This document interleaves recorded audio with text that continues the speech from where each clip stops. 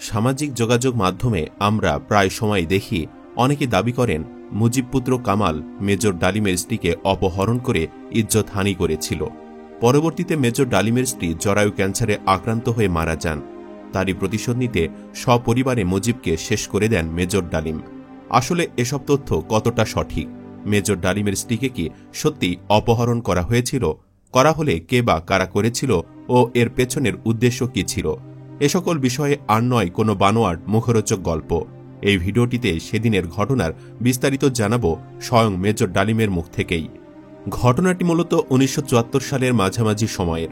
Major ডালিমের খালাতো বোন তাহমিনার বিয়ের অনুষ্ঠানে ঘটে এক বর্বরচিত অকল্পনীয় ঘটনা। ঢাকা লেডিস ক্লাবে বিয়ে হচ্ছিল কর্নেল রেজার সাথে। বিয়ের কোণে একদিকে খালাতো বোন, অন্যদিকে বর কলিগ। তাতে স্বাভাবিকভাবেই বিয়ের সকল দায় দায়িত্ব পড়েছিল মেজর ডালিমের ওপর, আর তাকে সর্বোচ্চ সহায়তা করছিলেন তার স্ত্রী নিম্মি। সেদিন বিয়েতে উপস্থিত ছিলেন মেজর ডালিমের শ্যালক বাপ্পিও, যিনি সম্প্রতি কানাডা থেকে দেশে ফিরেছিলেন। মেজর ডালিমের বোনের বিয়ে বলে কথা। স্বাভাবিকভাবেই অনেক ভিআইপি গেস্ট হাজির হয়েছিলেন। তৎকালীন রেড ক্রস চেয়ারম্যান গাজী গোলাম মোস্তফার পরিবারও উপস্থিত রয়েছেন অভ্যাগতদের মধ্যে। বাহিরের হলে পুরুষদের বসার জায়গায় মেজর ডালিমের শ্যালক বাপ্পি বসেছিল। তার ঠিক পেছনের সারিতে বসেছিল গাজীর ছেলেরা। বয়সে ওরা সবাই কম বয়সী ছেলে ছোকরা। হঠাৎ করে গাজীর ছেলেরা পেছন থেকে কৌতুক ছলে বাপ্পির মাথার চুল টানে। বাপ্পি পেছনে তাকালে ওরা নির্বাক বসে থাকে।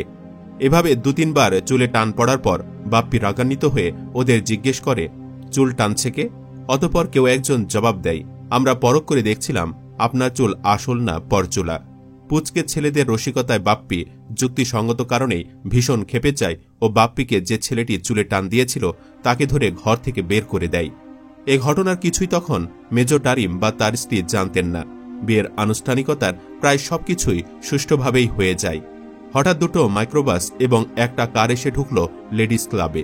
কার থেকে নামলেন স্বয়ং গাজী গোলাম মোস্তফা, আর মাইক্রোবাস দুটো থেকে নামল প্রায় 10-12 জন অস্ত্রধারী বেসামরিক ব্যক্তি। গাড়ি থেকে প্রায় চিৎকার করতে করতে বেরুলেন গাজী গোলাম মোস্তফা। কোথায় মেজর ডালিম? বেশি বার বেড়েছে, তাকে আজ আমি শায়েস্তা করব। কোথায় সে?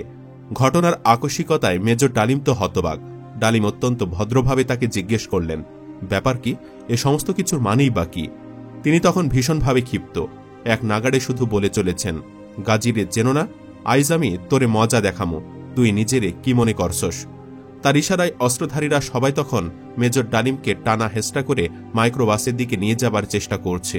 ইতিমধ্যে বাহিরে হইচই শুনে ডালিমের স্ত্রী নিম্মি এবং খালা মানে বিয়ের কোণে তাহমিনার মা বেরিয়ে এসেছেন অন্দরমহল থেকে। তবুও ডালিমকে জোর করে ঠেলে উঠানো হলো মাইক্রোবাসে। আমাকে গাড়িতে তুলতে ডালিমের স্ত্রী ও খালা দুজনেই গাজীকে বলল, ডালিমের সাথে আমাদেরকেও নিতে হবে আপনাকে, ওকে একা নিয়ে যেতে দেব না আমরা। ঠিক আছে, তবে তাই হবে, বললেন গাজী। বিষয়টা মাথায় রাখবেন, গাজী কিংবা কেউ কিন্তু জোর করে মেজর ডালিমের স্ত্রীকে তুলে নিয়ে যায়নি। নিম্মি মূলত তার স্বামীকে একা ছেড়ে দিতে রাজি হননি।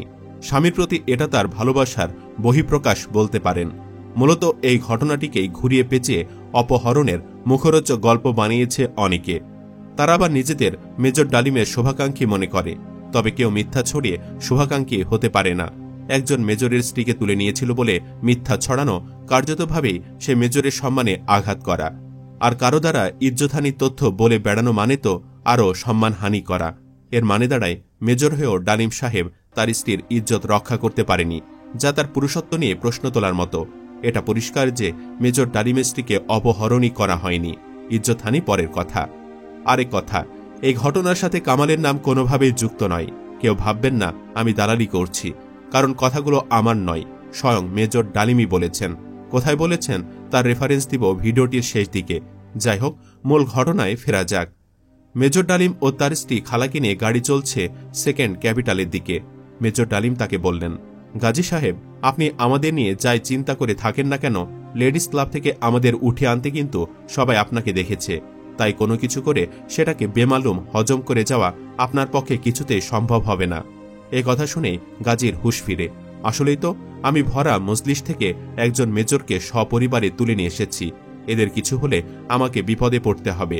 তাই সে তার মাথা ঠান্ডা করে ওই গাড়ি থেকে নেমে নিজ গাড়িতে গিয়ে ওঠে। কাফেলা আবার চলা শুরু করল, তবে এবার রক্ষী বাহিনীর ক্যাম্পের দিকে নয়, গাড়ি ঘুরিয়ে তিনি চলল ৩২ নম্বর ধানমন্ডি প্রধানমন্ত্রীর বাসার দিকে। তা দেখে মেজর ডালিম ও তার সঙ্গীরা হাঁপ ছেড়ে বাঁচলেন।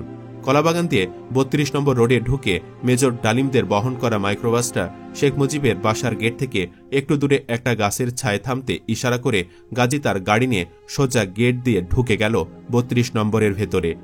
সেকেন্ড ফিল্ড রেজিমেন্ট তখন শেখ মুজিবের বাড়ি পাহারা দিচ্ছে। মেজর ডালিম তাদের ডাকতে চেয়েছিলেন, তবে আবার ভাবেন এর ফলে যদি গোলাগুলি শুরু হয়ে যায় তবে ক্রসফায়ারে বিপদের ঝুঁকি বেশি। এসবের মধ্যেই তৎকালীন এসপি মাহবুব মুজিবের বাড়িতে প্রবেশ করে। সাথে ছিল লিটু নামের একজন, যিনি মেজর ডালিমের বেশ পরিচিত। লিটু এবং মাহবুবকে দেখে মেজর ডালিম আশ্বস্ত হলেন, বুঝতে পারলেন আর কোনো বিপদ নেই। নির্ঘাত বিপদের হাত থেকে পরম করুণাময় আল্লাহ তাআলা বাঁচিয়ে দিলেন। জানা যায় লিটুই এসপি মাহবুবকে নিয়ে মুজিবের বাড়িতে হাজির হন। লিটু যখন মাহবুবের বাসায় গিয়ে পৌঁছে, মাহবুব তখন মানিকগঞ্জ থেকে সবেমাত্র ফিরে বিয়েতে আসার জন্য প্রস্তুত হচ্ছিল। হঠাৎ লিটুকে হন্তদন্ত হয়ে উপরে আসতে দেখে তার দিকে চাইতে লিটু বলে উঠল, মাহবুব ভাই সর্বনাশ হয়ে গেছে। বিয়ে বাড়ি থেকে গাজী বিনা কারণে ডালিম নিম্মিকে জবরদস্তি গান পয়েন্টে উঠিয়ে নিয়ে গেছে। এ কথা শুনে এসপি মাহবুব স্তম্ভিত হয়ে যায়। প্রধানমন্ত্রীকে খবরটা সবচেয়ে আগে দেওয়া দরকার, কোনো অঘটন ঘটে যাবার আগে। তিনি বলেন, গাজীর কোনো বিশ্বাস নাই, ওর দ্বারা সবকিছুই সম্ভব।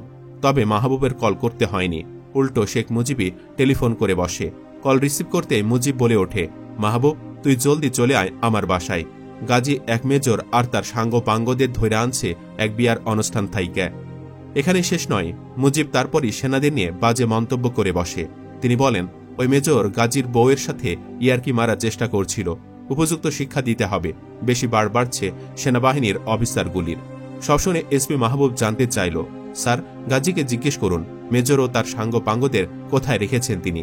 মুজিব জবাব দেন, ওদের সাথে কইরা লইয়া আইসে গাজী, গেটের বাহিরে গাড়িতে রাখা হয়েছে বদমাইশ গোলারে। তারপরই এসপি মাহবুব মুজিবকে হতবাক করে জানায়, স্যার গাজী মেজর ডালিম আর নিম্মিকে তুলে এনেছে লেডিস ক্লাব থেকে, ওখানে ডালিমের খালাতো বোনের বিয়ে হচ্ছিল। এ কথা শুনে শেখ মুজিব আকাশ থেকে মাটিতে আছাড় খায়। হতবাক হয়ে বলে ওঠে, কস কি তুই?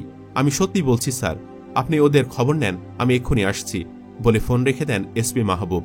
এসব আলোচনার পরই মাহবুব লিটুকে সঙ্গে করে চলে আসে ৩২ নম্বর ধানমন্ডিতে।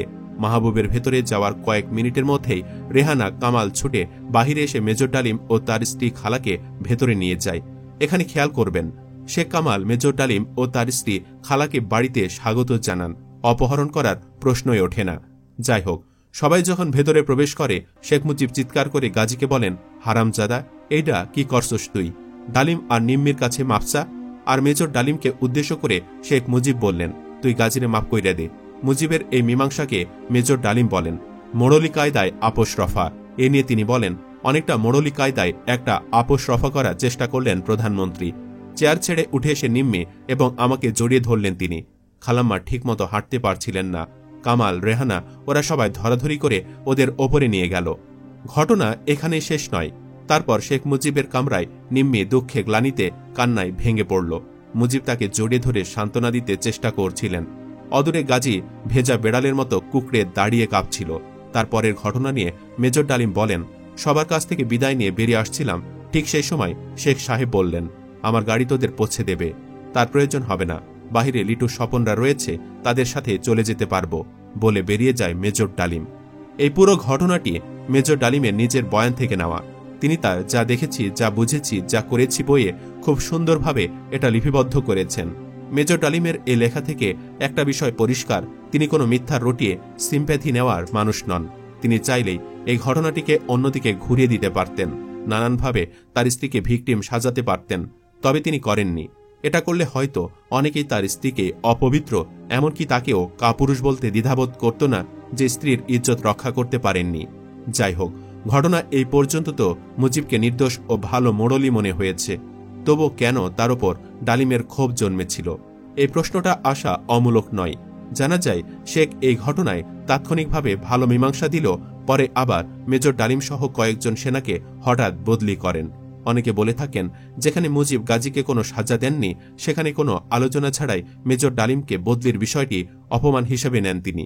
এ থেকে এক ধরনের ব্যক্তিগত আক্রোশ সৃষ্টি হয়। তবে এটা সপরিবারে মুজিব হত্যার কারণ ছিল না বলেও দাবি অনেকের। তাদের মতে 15 আগস্টের ঘটনা কেবলই দেশের কল্যাণের জন্য। প্রিয় ভিউয়ার্স, কাউকে নিয়ে আমরা যখন কিছু বলবো তখন অবশ্যই যতটা সত্য ততটা বলা উচিত।